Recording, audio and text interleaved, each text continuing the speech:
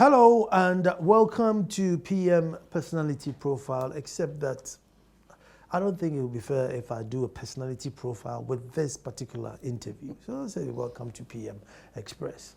Now, as far as media personalities go, I think I'm in a very, very fortunate and privileged position.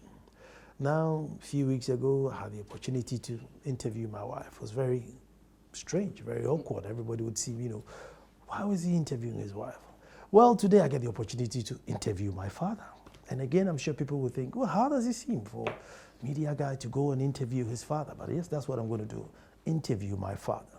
Except that most of you may even know him better than I do, so there's no need me going through where were you born, your father was a priest and all that malarkey. I mean, that's all out there already.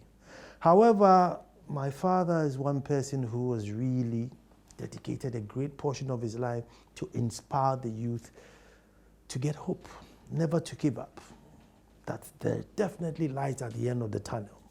He says that maybe his days were gone when he narrates a story about how to send a letter to his parent. You go through about 16 different actions just to get a letter to your father or information to your father. Whereas today's kid could do that in 2 seconds, send the same message to your father, pick me up from school. No post office, no stamps, no envelopes, nothing. And so I just want to sit down and ask you, my father, that what next? So I want to call this interview the big what next. After all that's going on and all the happenings in the everyday, what next? Because as a people, we seem to be immune to anger. And until the people get angry, nothing seems to change. So I just come to my daddy's office to find out what next. My name is Nana Kwaku, the fourth chief of the only republic within the republic, Akwamu Edumasa. And I'm here to talk to my dad, KSM. Yes, I'm sure many of you know, but for those who don't know, yes, KSM is my father. Stay tuned, I'm coming back.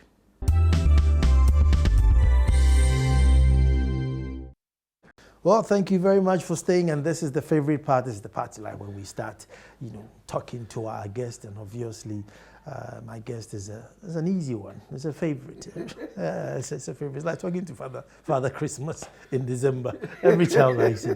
So, Daddy KSM, my son. First of all, I'm very proud of you, man. Thank you. Oh, I'm very, very, very proud of you, man. Touched. You have made me Ohene. You have Ohene here. Yes. And made Ohene Papa. Ohene Papa. I'm not small. Ohene Papa. Ohene Papa. Good to have you here, man. Thank you. Thank you. Good to have you here, son. So, man. But I want to find out, before I even go into my what next, how have you managed to stay relevant for so long? Even though you said, I've retired, I don't want to do any more, but any major event that happens, they still want, to tag along to. Yeah, so how have you managed to stay relevant? I've been asked that question quite a number of times, and I really can't pin down any one particular thing, except that I really, really, really care, I guess, naturally, for the youth, and so my dedication and commitment to the youth and being concerned about the issues that involve them. I guess they're always current issues, so my face always end there somehow. So in a way that has helped, and regarding the show that I do too, I guess I try as much as possible to always celebrate Ghana. And I guess that stays. You never get to a point where you say, okay, now we've had it. Let's start celebrating our nation. So I guess the focus of the show being celebration of Ghanaian ingenuity.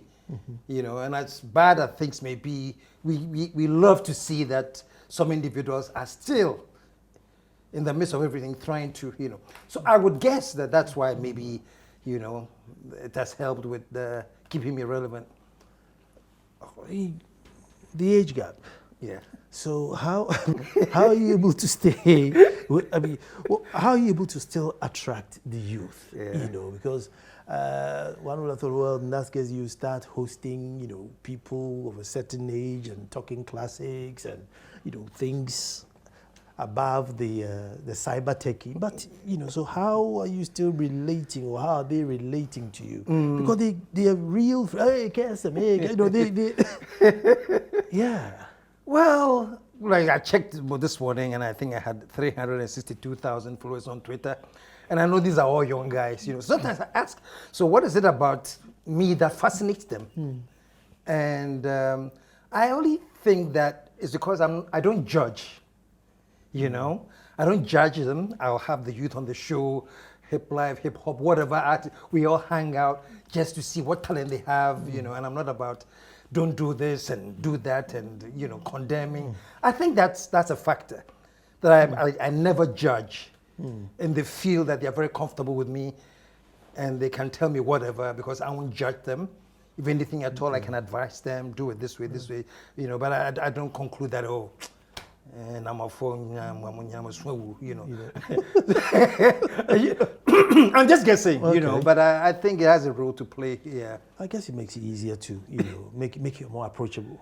Yeah. I guess it makes it more approachable. Yeah. But I'm here because of the big, what next? You turn on the radio, there's a health minister being stoned because he was going to, commission a hospital that was built by, a previous government, so he was being stoned. Go to Tamale and, the youth kicking, health director out because she's just not happy with this particular health director. Banks falling, churches in the mist. And still, as a people, we are okay with that. Yeah. And so if we are not angry, if we can't be angry, then, I'm basically here to ask you, what next? I'm going to start with the quotation, an Nkrumah quotation, and it goes something like this. Maybe I may go wrong somewhere for the diehard Nkrumah. Hey, wati. But generally, it says something to this effect, that in all political struggles, they come rare moments, hard to distinguish, and yet fatal to let slip.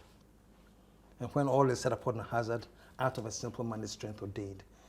And to me, it's talking about certain political opportunities that may come out, that may look like the worst things. But if one is able to concentrate and figure a way out to get out of that, strength is ordained. And I started with that because that's how it feels like now in Ghana, Almost everything seems wrong.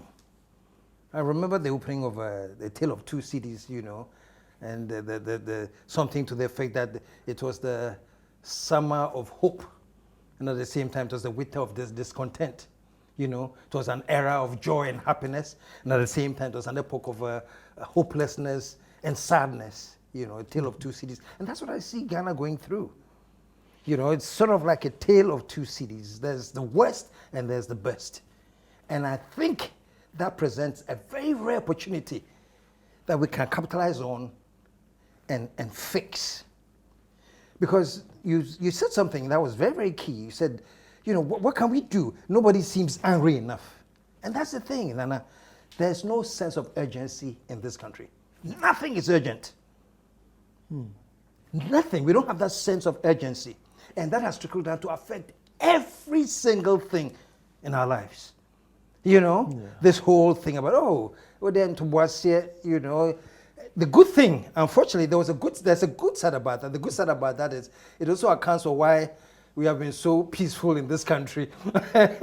Because anything that could have agitated people to the point of confrontation in Ghana, we can joke about it and relax. But the bad thing, too, is that it has institutionalized wrongdoing. Yeah.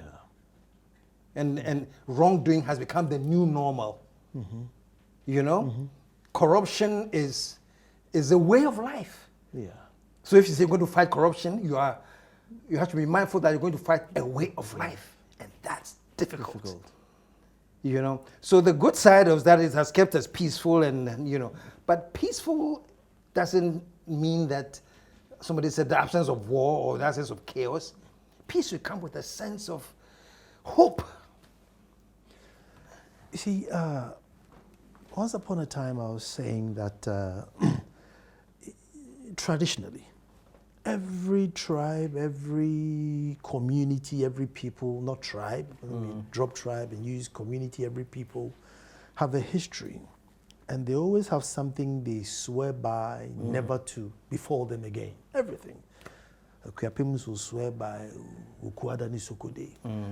Akwamus will swear by Akwamuhine Yauda. That anytime anybody is being given a responsibility, as in office, you swear, take an oath and swear that, whatever responsibility you're taking, you make sure that that event never occurs again. But when we come together as a people, we don't have the spirit of never again. So 3rd June comes and we get flooded. And then the following year, 4th June, we get flooded. When we come together, we don't have the spirit of never again. But individually, we were born with the spirit of never again. I don't know how frustrating that is for you. It's very, very frustrating because as individuals, we have pockets of excellence all over. We have dynamic pockets of dynamism. But when we come together as a nation, it falls flat. And that is something I can't understand.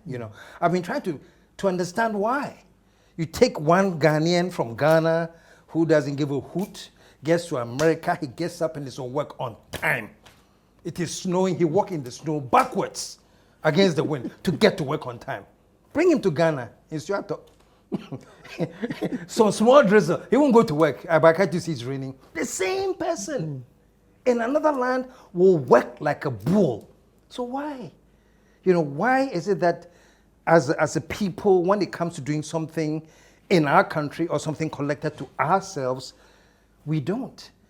And I think that whoever has that answer will probably be probably the best leader we'll ever get in this world. I don't know whether people out there have it. They will just, I can't understand it. I guess the answer is that there are consequences there and there are no consequences here. But then the next question is that why are there not consequences here?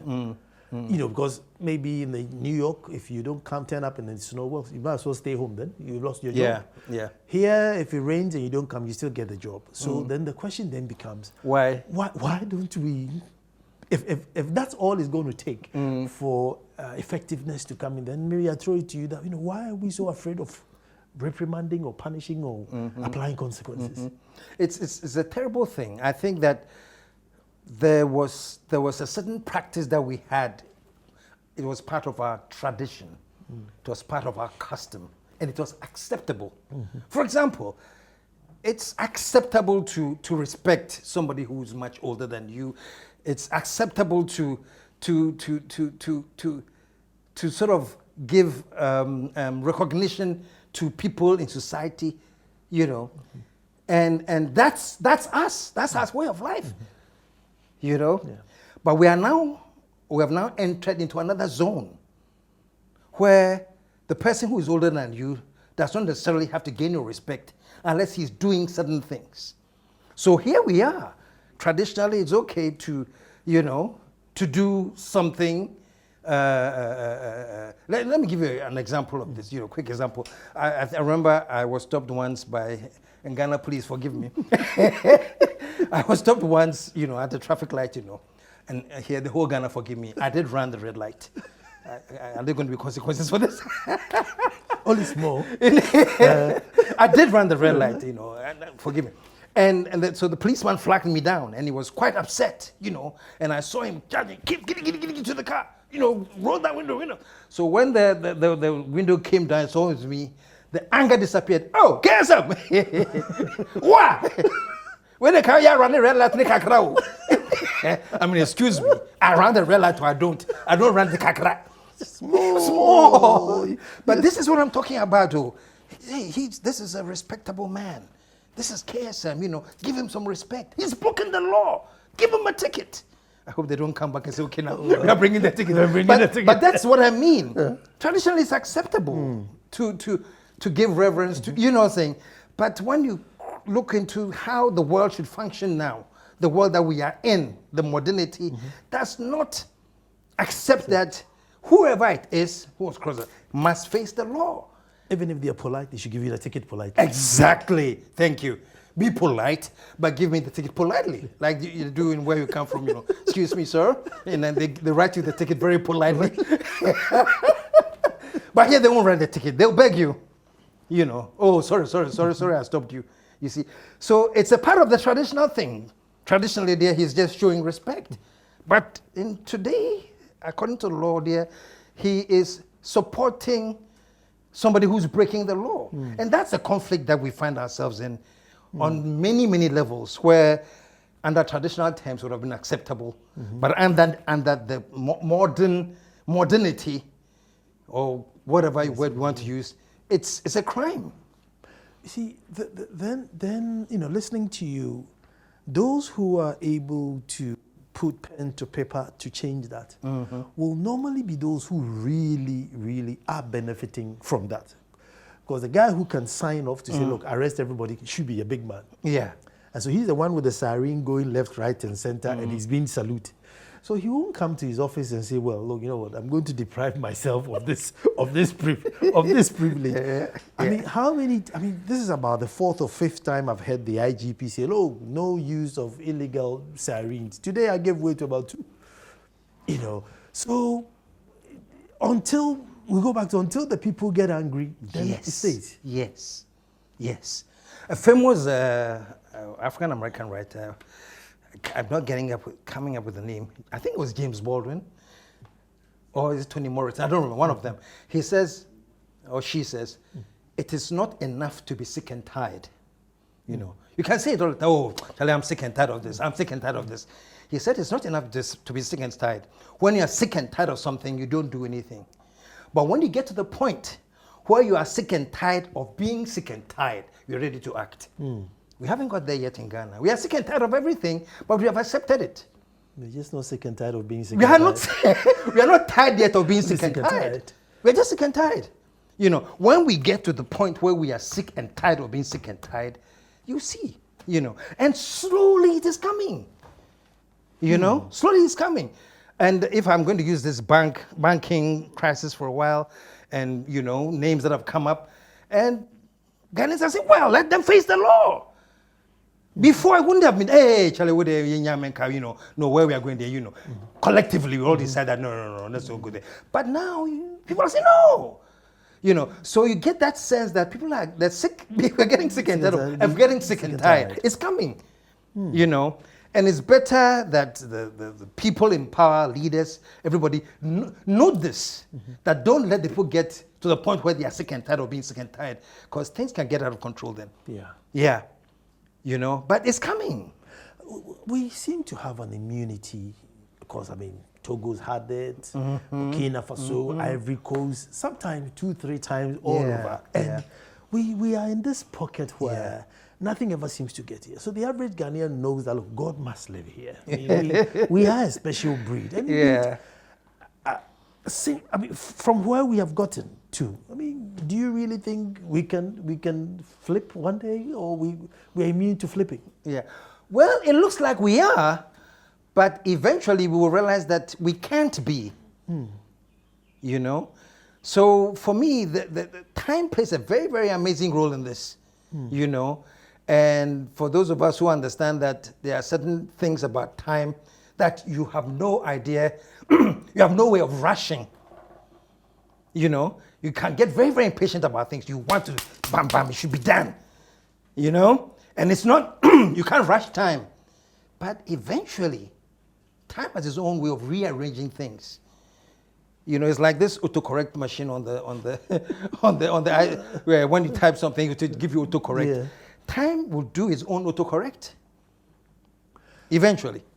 You see, sometimes I do a show and I say, look, if you're 40 and over, tune, of course. You a failed generation, so 40 and below, hear me out. And then some people come in and say, no, you'll be shocked at what the younger ones are doing. You go to they're doing SRC campaign, and there's money in there, and the corruption has already started in there. And then you're thinking, well, this was the generation I was hoping to come and change things. But in there, still we have to find hope. And I think the scariest thing I've ever heard was, once upon a time we did a forum at St. Royal. I think it was Odeneho's 50th anniversary. The guy walked up to me and said, Nana, do you know we are the generation to make the change? I panicked. I thought, really? I mean, he was so serious. I mean, what really was, I've been listening to you and I've been meaning to talk to you. He said, do you know we are the generation to make the change? I literally just walked away. And I'm thinking, no, not in our lifetime. Not in our lifetime. So here we are, the generation to make the change. We are even looking at the young ones who are probably, learning worse things than we are doing. So, where's the change going to come from? See, that's the difficulty. I've always said this, that any responsible generation, your first duty is whatever legacy you inherit, you have to improve the legacy, build on the legacy, and leave it for the next generation to come and inherit. And there too, when they come and inherit an improved situation, also even further improve it for the other generation to come. And it goes on and on. So there's always development, there's growth, But we have a problem where in Ghana, we inherit a legacy.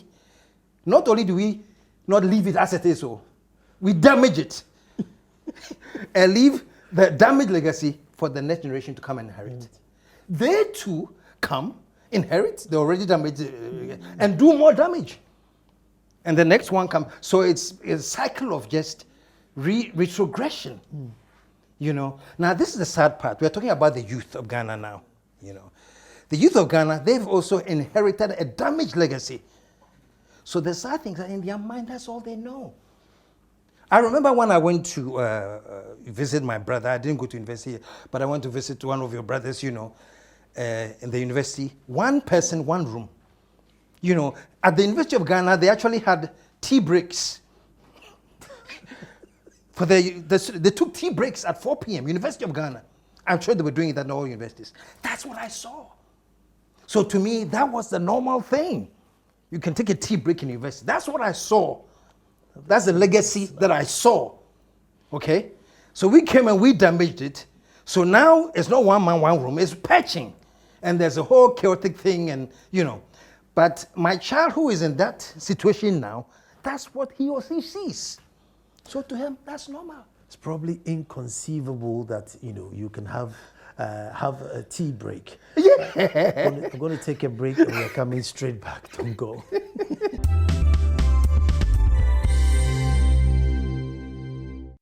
Well, thank you very much for staying. What can I say? Thank God it's Friday.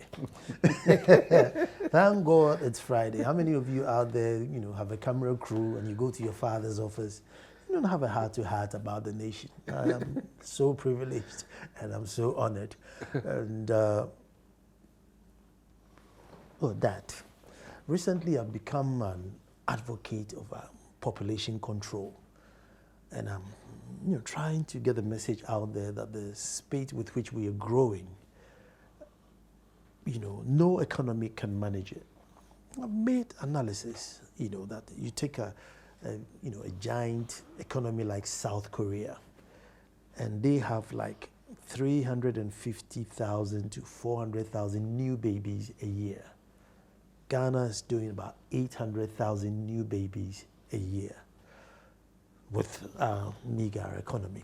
And so it's not that the people coming in are good or bad or anything, but it's just that you won't be able to manage it. Recently, the education minister made a powerful statement that he needs to build 622 schools just for the students of today to get everybody to sit. And even if he has the money, he can't build that fast to fill. 622,000? No, 622 schools. Okay. Yeah, okay. For the amount of students he has out there. And that, even if you give him the money today, he won't be able to build the schools fast enough to put people in there. And so I was hoping that certain key people in society would click that, it's true. We are growing too fast, and that you can't develop equally that fast to absorb these people. They need sanitation, they need health, they need education, they need roads to drive on, homes to sleep in. I mean, they need everything. But the message is not going across. And since you're a communicator, maybe I can ask you, how else can I put it out there for people to see that, listen, we are outgrowing our development. Yeah. This is where we are going up against a very, very strong cultural, traditional obstacle here. You know? And the people who are having the babies, who don't even know how to take care of them, they have one consolation. You know? And that's it. And I hope the person is not watching or anything, but I know somebody who already have 7 kids. And she's very different. I mean, economically, she's not doing well at all. Economically challenged. Very, very challenged. Thank you. Thank you for the word, you know. And I heard she was having the 8th. And I'm trying hard not to mention the name, but I said, oh, now why? 8. Can you take care of them? Oh, it's like we're joking with it, but this is ingrained. It's very, very steeply ingrained with us, you know. And so it's an uphill task. Sometimes I listen to you on radio and I say, oh, my son. Oh, my son. I feel your fire. I understand your passion. But at the same time, I worry because I'm like, who is listening? And I don't know why it is that we are like that. You said something earlier that every June 3rd of we expect some flooding and calamities, and we will expect it every. Why are we like that? That is a very, very difficult to answer. And my guess is because, no, I don't want to talk about the guess thing. So we'll, off camera, I'll tell you why I think that. But it's something that you can't understand. We see it. It's coming, or it's like a ball of fire. It's coming right at us. And we are sitting there watching it, you know? So I don't know at what point we are going to get sick and tired of being sick and tired and start to understand that we are in deep trouble, you know? And my passion is the youth.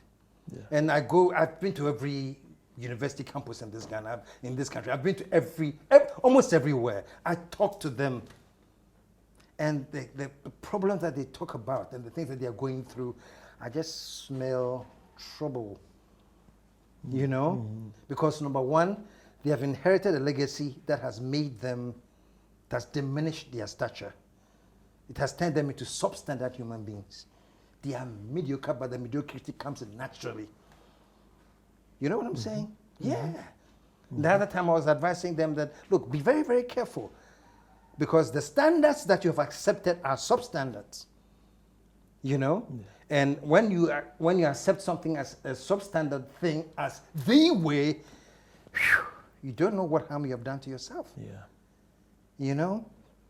So, I mean, I listen to you, and number one, I'm happy that your generation, you know, there are people that have taken over that crusade to enlighten the masses and the people, not the masses, to create awareness. And many people are. Sometimes when you are talking, people are like, yeah, they can identify, when they call, they can identify with you. Nana ye das, wohob you. And that's why it ends. You know, and then ask you, get up. Let that want you to create some change, you know. But no. Nana bebeka. You know, my son, look, sometimes when I'm listening to you, I'm like, oh, this is sad. I remember talking about the same issues. Yes. That's 20 years ago. Yeah. So are you going to be talking about them now? And then 20 years later, your son will take over and talk about the same thing? So that goes back to the question you pointed, you know, when we get sick and tired, when we, you know. The spirit of never again. Yeah, when do we get the spirit of never again? But what is working against us is that evil cycle of the legacy that we have allowed them to inherit. So they don't know any better. You know? Yeah. They don't know any better. They think that this is the normal thing. You know, imagine your kid growing up in these days, and when you turn on the TV, you hear about banks are collapsing. You turn on the TV, you hear that NHS is going down. Everything is negative all around you. You just grow up understanding, oh, that's what it's supposed to be. So what? What's the big deal? One thing that maybe I have to do a show on is, you know, anytime there's a scandal and there's money involved, the monies they mention, the millions that are mentioned, maybe many of us haven't gotten the opportunity to travel. But I mean, there are big politicians who fell because somebody paid a $500 hotel bill. They got 3,000 holiday voucher, and that's the end of their political career. Here is $20 million, $80 million. I mean, a staggering amount of dollars. And I think maybe because most of us haven't gotten the opportunity to compare how corruption is everywhere, but see the amount involved in other places. We think that's what the amount is with regards to corruption. I mean, these 7 banks together is £1 billion. Yeah. I mean, to rescue them is £1 billion. I mean, that's a budget of a small country. But we think, corruption, normal. Yeah. So I think that's also one thing that we really need to wake up to, that yes, there's corruption everywhere, but the amount involved are not normal. No, they are not normal. The amount involved is not normal. Yeah. But I can't come here and not look at how we have allowed religion or Christianity to sort of get out of control and take its own form and become something else. And I was saying that if Jesus came today, you took him to a church, you probably wouldn't know what was happening there. And you probably have to swear to him that I swear to you, this is a church. Swear to you, this is a church. Yeah. I mean, are you concerned? Oh, actually, I started a crusade like this long ago, probably a little baby. I was talking about this in the mid-90s.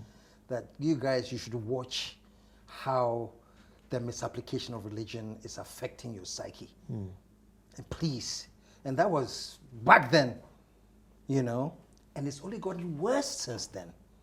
The one of the most painful experiences I saw was one time I went to Cape Coast. I was giving a talk there or someplace. Somebody told me that they were having some church service before my symposium, if I can accompany them to the church. So we went there, and as part of the service, the pastor asked for money donations, But check this out. As for money donations, that's the simplest thing.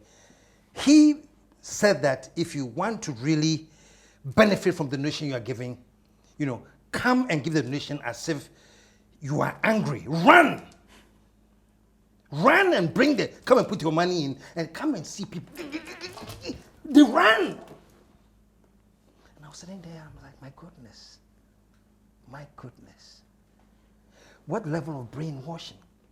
So I call those pastors weapons of mass destruction because they are followed by many people and they believe what they say. And so that very power that they have with the people and the fact that they are not using their platform to really educate them is destroying them. So I call them weapons of mass destruction. Can you believe? You have a church service that today we are doing a service for those who are not employed. And so the place is full up all night. And then they tell them, rise up and claim your job. And they are jumping. University students claiming their job from heaven. Master, do you have a CV? Do you know how it takes to sit down and construct an intelligent job interview to get a job? No. Why? Well, I'll go for another and jump for. So these things worry me. And I said it for about 10 years. That was like, what do you call that thing? Obsession. But I stopped. You know why? No. I was imagining a scene. I'm walking on a bridge, and I see the river below, and I see there are many people in the river who are drowning. So I said, oh, Charlie, look at them drowning. So I go for a rope, and I throw a lifeline, and they're in the river, and they do this to me. I say, oh, sorry, not because I'm moving. You know what I'm saying? Yes. I thought you guys were being misled. I thought that the way you are practicing your Christianity is wrong. I was trying to open your eyes to understand that, listen, God is not so wicked. You are my son. Yeah. If you need something, when you're a baby, when you need something, so I say, Daddy, I need this. Okay, before you get it, don't eat for 30 days, and do this and punitive things so that God will listen. I'm saying, yeah, fine. If you want to fast for some spiritual reasons, fine. But don't think that that's a condition to pressure God. Well, that's my policy. That's what I believe. So I just try to get people to start understanding that you don't serve a wicked God. You don't have to put yourself through such punitive measures for God to listen. And he calls himself your father. What kind of father is that? So as I said, when it got to the point where I realized that I was trying to throw them a lifeline, but they felt that, go to hell. We know what we want. I said, maybe I'm wrong. Yeah. That's why I've kept quiet till today. Maybe I'm wrong. Maybe there's something they know I don't know. If I'm right, one day they'll get to that point and they realize, wow. So all this time I was being cheated. All this time I didn't need to have brought my new bought vehicle to the pastor to drive for 1 week to bless the car. And a whole host of things. So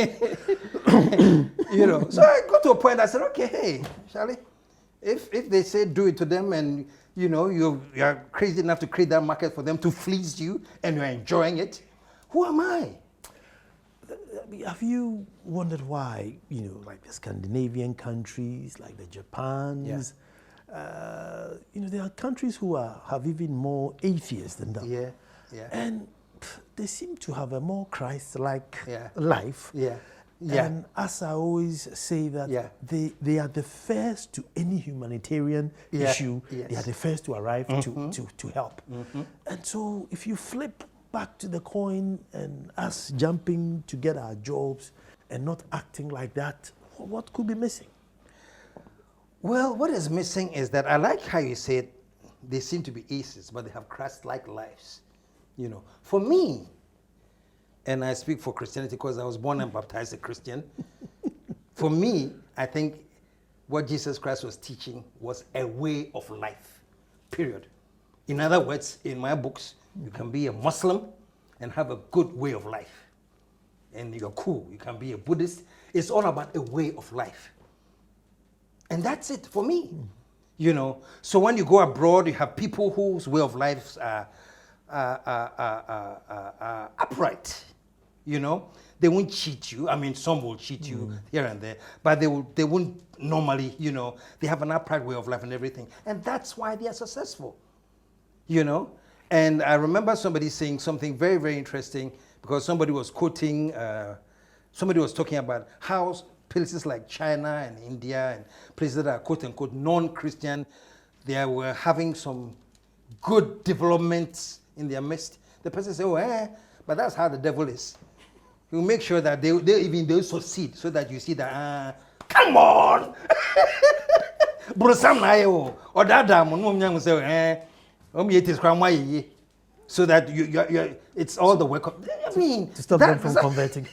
Is that where we are? Is that our level of thinking? And we want to compete in this global world? Are we serious?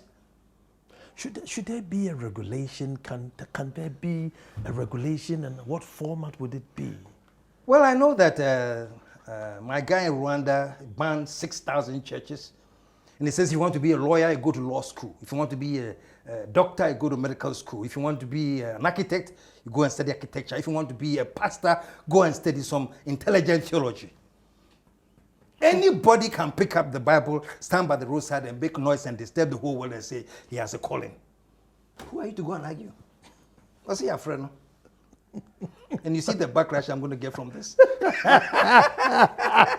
But it doesn't bother me, cry. Yeah. Anybody can say they have a calling. And that's the problem we have now. Misleading people. Telling them to jump for a job.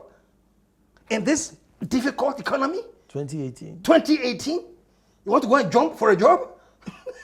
Massa, let's be reasonable. Let's use our common sense. Even the Jesus Christ that they claim that they are following, Jesus says something, I'm sorry, I don't remember the exact quotation in Luke. He says, he said, which of you, intending to build a tower, will not sit down first and count the cost? These are not my words. Jesus. Which of you, intending to build a tower, won't sit down first and count the cost? Think. how long do you want the tower? What paint are you going to use? What's the structure? What's the fun? Think. And Jesus says, if you are not able to count the cost, you will not be able to complete your building. And men will mock you saying, this man started to build, but he was unable to finish. And you know, so use this common sense and understand that if you want a job, there's a structure, a strategy. But is that not the irony that then if you're thinking and you are questioning faith, then it means you don't have faith? That's our misunderstanding, you know. That's our misunderstanding. I call it blind faith. There's faith that can kill you, and there's faith that can heal you. The faith that kills you is the blind faith. You know, that something that is not, you know, but that's what faith is supposed to do, you know. Don't question it, just believe it. But you can't live by just believing. You know? You can have hope and believe and work, you know. And I'm telling people the difference between faith and hope is this. Hope, let's say I have I don't know, a grandson or something who is not doing well in school, you know? And then all of a sudden I've noticed that they've started paying more attention with their schoolwork. They are doing more reading. They are doing these studies. Their grades are going up. I have hope. Why? Because I can list the things I have seen them do. Facts. Oh, yes. Because of these reasons, I have hope. You know? Faith doesn't operate like that. The boy is not doing well in school, but he's not making any attempt to do well. He doesn't care. He's being wayward. But still, you have faith that one day things will change. On that note, I'm going to take a quick break and have faith that I will definitely come back.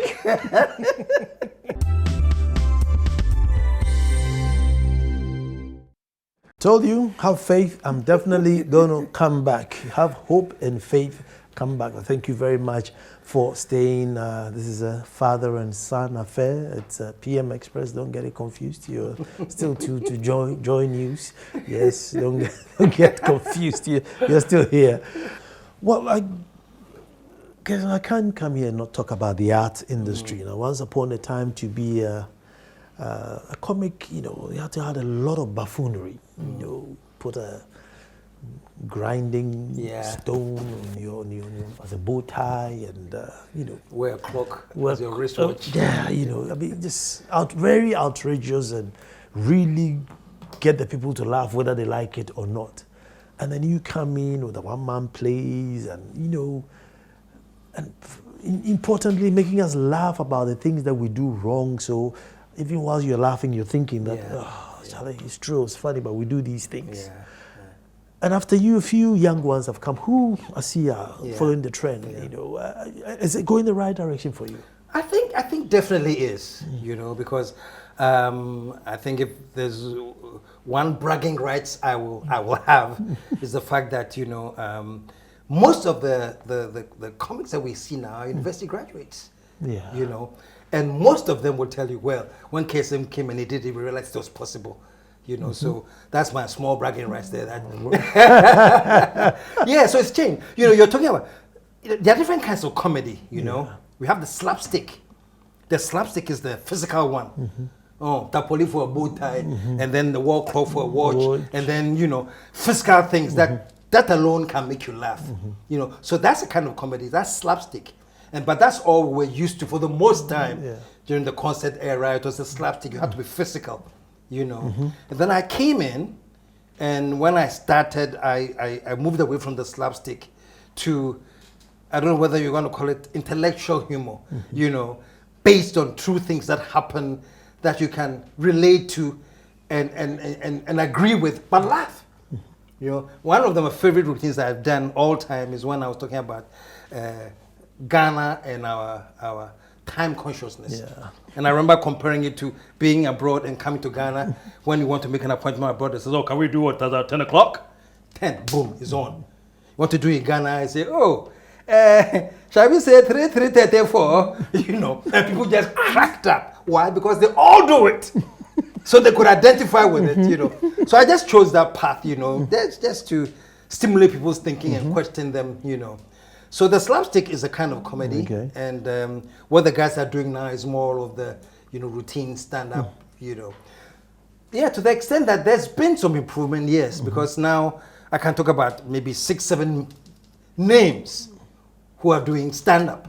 You know, before then you couldn't. No. For a long time it would be Fritz and Tommy Annan Fortson for a long time, you know, and then I came in, and then for a long time it was just me alone for a long time.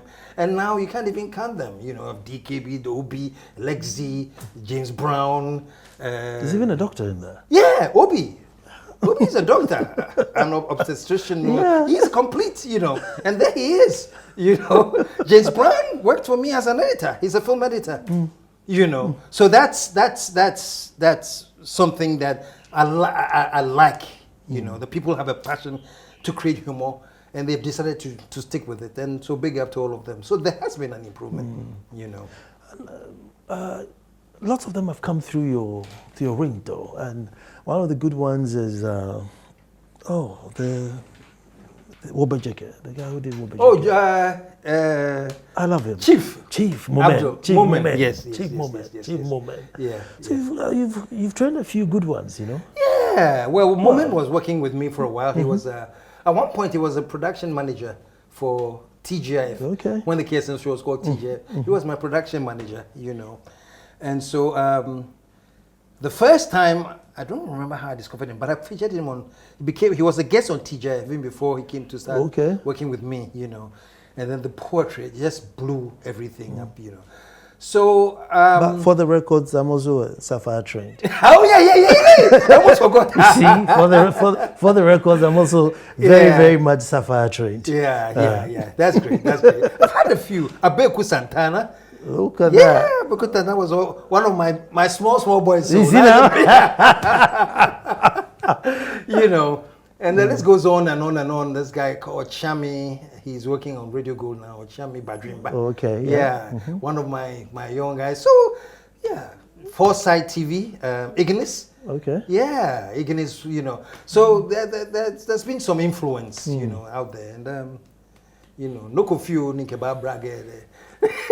So I learned radio here, and I learned TV here. Yeah, in Sapphire. Yeah, I learned radio in Sapphire, and I learned TV. Yeah. I learned TV too in Sapphire. And you're a mighty talk show host, man. Man, sometimes when I listen to you, I have to make sure. Is it me? Is it me or that? So I'm a good student. Yeah, we are brilliant students. Brilliant student. Oh, that's interesting. But so what? Before we end, we've talked about hope and faith. What can we hope for? I mean, what is our hope? What is our hope collectively as a people? Yeah. There should be 1 or 2 things that we see this child doing that we hope that the results are going to get better. Yeah. We have to keep doing what we're doing, you know. I mean, I'm laughing at you and I say, but what we're doing, I do 20 years ago, but you'll be surprised what you're changing. Trust me. You know, you'll be surprised. You know, people come to me these days and tell me, oh, they listen to something I did on Moving On Up about CV writing, and they are thanking. What? So you'll be surprised. You never know. You know, at one point I started to questioning. So all these things I'm doing, right? I mean, you know, but you'll be surprised, and that's the way we have to go. You never know who you're reaching, and because you don't know who you're reaching, are you giving me hope or? I'm giving you hope. Are you giving me hope? I'm giving you hope so that you can have faith. You know, that's how my faith works. My faith works because I have hope. Not empty faith. No, not empty faith. My faith works because I have hope. You know, so yeah. So and I hear talk about you, and you know, I'm like so proud. You know, so that's the thing. You never know. You know, I mean, some mighty people that you know, Richard Sky. Yeah, he was telling me, oh, I used to listen to you, you know, carrying on, Bernard Avle, oh, I used to listen to you. I'm like, really? You know, so you never know. So just keep the focus, because you know what you're doing is right. Stand by it, and regardless, even when it appears that nobody is listening, you don't know who's listening. So keep that hope, and let that hope give you faith. I needed that. I definitely needed that. I love education, and I'm sure you're also an education enthusiast. I mean, collectively, aren't we politicizing education and making it too dangerous and What are we not meaningful? politicizing? What are we not politicizing? It is sad. It is really, really, really sad that up to now in Ghana, it's very difficult to make a statement that will not be giving a political angle. It discourages people. You know, there are some people who might want to say something, but they don't want to be saying it because you're saying because you're NDC or because you're NPP. No, I'm saying because I'm a nationalist. I love Ghana, and I'm saying it because Ghana stands to benefit. And if what I'm saying happens to be an MPP thing, so be it. If it happens to be NDC, so be it. But the focus is that it's a national, you know. So I'm hoping that we'll get more and more nationalists getting into politics and not partisan politicians. You know, we need that change. You know, because education is so key. We are messing it up with politics. It's amazing. It's amazing. I'll just give you, a little hope for the youth out there. So I think that's your camera. So a little hope for the youth before I check out of your office. Well, what can I say? Keep hope alive, man. Hope. When hope dies, everything dies with it. Trust me. No matter how bad it looks, no matter how disappointing, there's a saying in Chi. In English, it just means that it takes just small thing to change the tide of events. So just hang in, you know, and you don't know when that tide will hit you. Don't give up. Well. Hope alive. What can I say? Proud presenter, father and son, beautiful Friday. By this time, you're sat back and relaxed. And I hope that in this conversation, your hope has built up. Because I just got a little bit of hope to carry on doing what I'm doing. So I'm sure within this conversation, there's something that makes you carry on to do what you do. But we need a critical mass of nationalists. Let's build it all up. Folks, until I come to you, next Friday with another guest, have a wonderful, wonderful weekend. But the repeat will be on Sunday, 2 p.m. Sunday, 2 p.m. Normally the repeat is after News File on Saturday, but the repeat will be on Sunday, 2 p.m. Stay tuned, and thank you very much for watching. Thank you, Babs. You're welcome, son.